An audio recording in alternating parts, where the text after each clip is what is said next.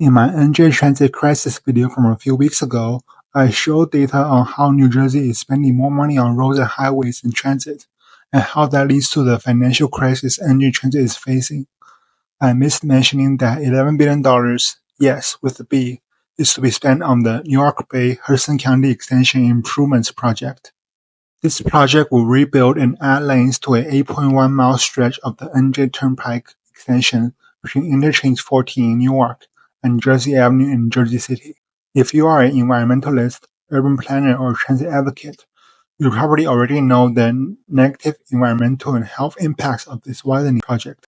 Not to mention that adding lanes doesn't solve congestion in the first place and would only induce more travel by car. As I was learning about this project, I came across the NJ Turnpike Trap, a movement to stop this highway project, and found out that they will be doing a rally before a public meeting regarding the project hosted by the New Jersey Turnpike Authority. So I decided to head over to Bayonne, where the public meeting will be hosted, to attend a rally against the turnpike expansion, but also to hear what the people that support this highway expansion project says, because I was really curious.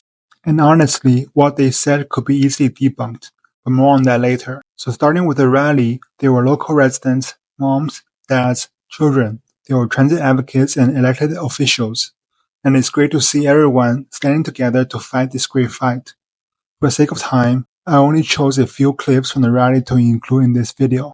I live in Jersey City. I walk and ride my bike around my neighborhood pretty much every day. I'm speaking here tonight to ask our elected officials and soon-to-be elected governor to not support the plan to widen the turnpike. I went to the Assembly Forum and heard Assemblyman Sampson say he supports the plan because it will create jobs for his friends at the port. While he's a good speaker, he's not making much sense to me. I'm thinking about what type of job I may have when I grow up and what will my neighborhood be like for me and my friends. This is what we know. We have too much traffic, the air isn't clean, and it's hard to cross the streets. But don't we have the opportunity to create more environmental friendly jobs instead? We can make our neighborhood safer and cleaner while fixing transportation. Why don't our leaders want that Recently in Jersey City, there was a tragic car accident. You hear about car accidents in the news a lot. We don't want more cars stopping to the Holland Tunnel through Bayonne. Can we please stop being short-sighted and please look of what's possible for the future? Thank you. Yes. Thank you. We need jobs, environmental friendly jobs. We want jobs. Thank everyone for coming out today. I really mean that from the bottom of my heart. You guys continue to fight the good fight, even though special interest is pushing this stupid expansion. There's a lot we can do with 10.7 billion with a B. There's a lot that we can do with that money. And if you need help, we will help you find appropriate ways to spend $10.7 billion. And I just want to let you all know that it's working because we have everyday people who did not know about what was happening here because it seems like such a niche thing to advocate for to a lot of people here today. We have moms from Bayonne understanding the impact that this will have on their children at the school. After the rally, we headed into the public meeting. And again, I won't put all the clips here. If you want to see all of them, comment down below and I'll probably make a separate video with all of the clips.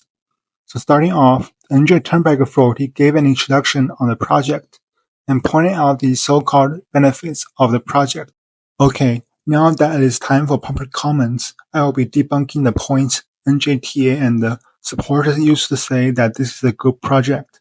The first thing supporters say is that the Newark Bay Extension Bridge is at the end of its life cycle and needs to be replaced. But let's be realistic here. Everyone loves the environment, but we need this bridge. Without this bridge, what are we going to do? Are we going to allow the other bridge to collapse? Are we going to allow an accident to occur? We need the new bridges. I'm here to support the bridge. The bridge was opened in traffic in '56, nearly 70 years ago. That project is not a frivolous effort, but the turnpike is in fact a safety program right now. As we sit here, the bridge is having stress issues which have plagued the turnpike for the last decade. Any hit by a ship to bring that bridge down for catastrophic results. Okay, to these people, I am not against fixing the bridge. If it is in a deteriorating condition, we should be fixing it. However, this project is not just about fixing the bridge, it also expands the number of lanes. Between interchange 14 and 14A, 2 lanes will be expanded into 4 in each direction. From interchange 14A to 14C, 2 lanes will be expanded into 3 in each direction. The extra 1 or 2 lane will definitely fix traffic. Just kidding. If this was about replacing a bridge in the danger of collapsing, just simply fix or replace the existing bridge instead of adding new lanes. The second point these supporters make is how this expansion project will ease congestion and fix traffic. The city of Bayonne, since 1963, I doubt a lot of you can say that. And I can say that that bridge has been under construction and we've been sitting in traffic since 1963. The bridge has reached its capacity back in the 1980s. The New York metropolitan area, we have a traffic problem. I use that bridge almost every day. And I can tell you, there's a lot of peaceful people on that bridge every day because of the traffic problems. It needs to be resolved, the quality of life in the cities surrounding the bridge. So to these people, you should educate yourself about induced demand, a well-proven phenomenon that adding lanes to highways will increase traffic and not solve congestion in the long run. For decades over decades, highway expansion after another highway expansion is well proven that adding more lanes won't solve traffic congestion. The third point these supporters make is about how this expansion project is crucial to the economic development of Bayonne, Jersey City, and Hoboken. A lot of people complain about development, overdevelopment, and in our cities there's so much development going on. But the other part that the community doesn't talk about is our roads. If we have so much overdevelopment as the community complains, and I love when the community sticks up and talks about their concerns, and I want to thank all the concerned citizens that are here today. I applaud you, but we also have to be simple. The only thing that I would like to say is this: as we continue to grow our cities and our neighborhoods, we have to build stronger infrastructure for the bridge. Bayonne is expanding, just like Hoboken expanded, just like downtown Jersey City expanded. Okay, look, I am not against more well-paid jobs and economic development, and I definitely agree that we need better infrastructure. But infrastructure doesn't have to be roads and highways. It could be transit.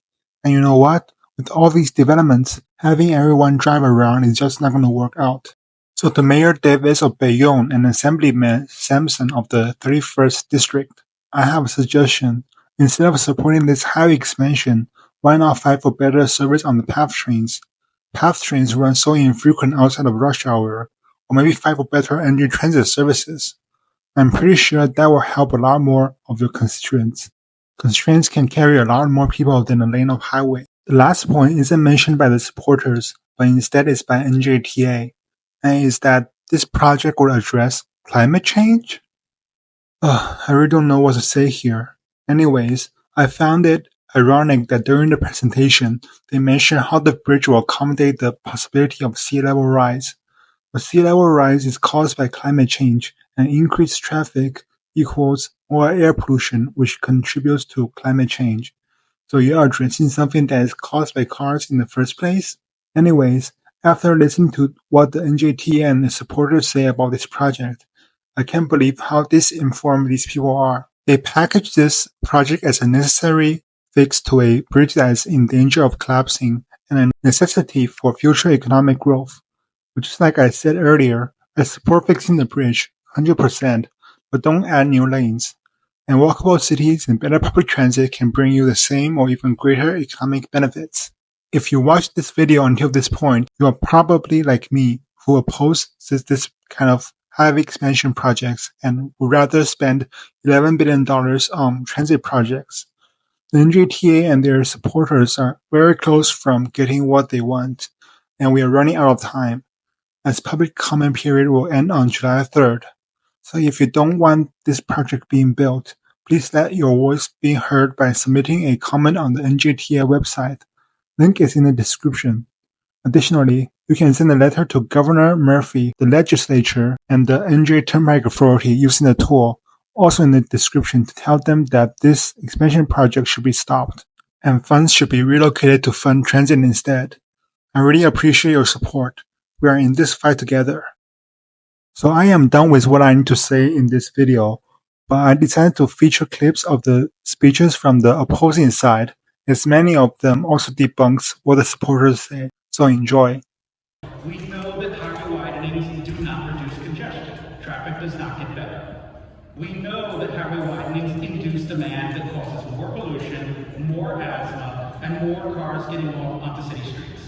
We know this will mean more cut-through traffic on our streets. This has all been proven by dozens of projects across the nation. As I always say, for Jersey City, this will be a generational mistake. Nobody is against updating outdated infrastructure. If it involves union jobs, even better. Infrastructure as mayor for 8 years now because we haven't invested in Hoboken. It's created jobs for unions. That's a good thing. No one's against that. We're against flawed transportation policy that creates more cars, widened lanes, creates pollution, creates harmful effects on the environment, and hurts communities. Don't conflate the two issues. Let's be clear about the facts. Jersey City has the highest asthma prevalence rate in Hudson County, rates that exceed the state average. In 2020, Hudson County received an F grade for air quality from the American Lung Association. And let me say this, no one is against well-paying union jobs. That's a democratic value. But we want union jobs that don't harm the environment. We want union jobs that create clean energy. We want union jobs that create mass transit infrastructure and options for our communities.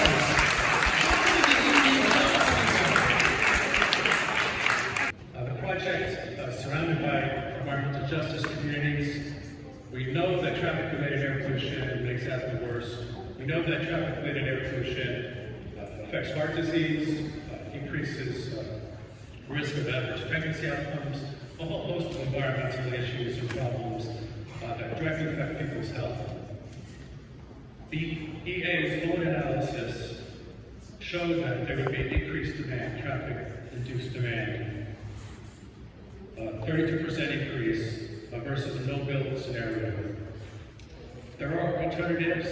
There are alternatives that maintain infrastructure and don't necessarily have to increase lanes and increase traffic.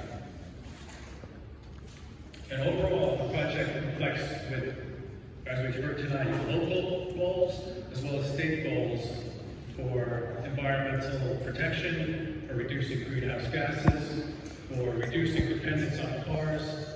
Overall, really, it's going to affect quality of life as well as health for people in the region as well as throughout the state. I'm a parent and resident of Jersey City. I oppose this project.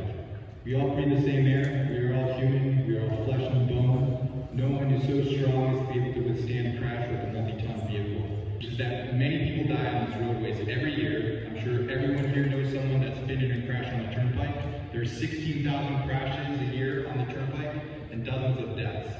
Nearly 700 deaths occur a year on New Jersey roadways, but the turnpike has never addressed this issue. This is a huge problem in the state of New Jersey. For a point of reference, roughly 3 times the murder rate. The crash rate on the turnpike, as you must know, is stable per mile driven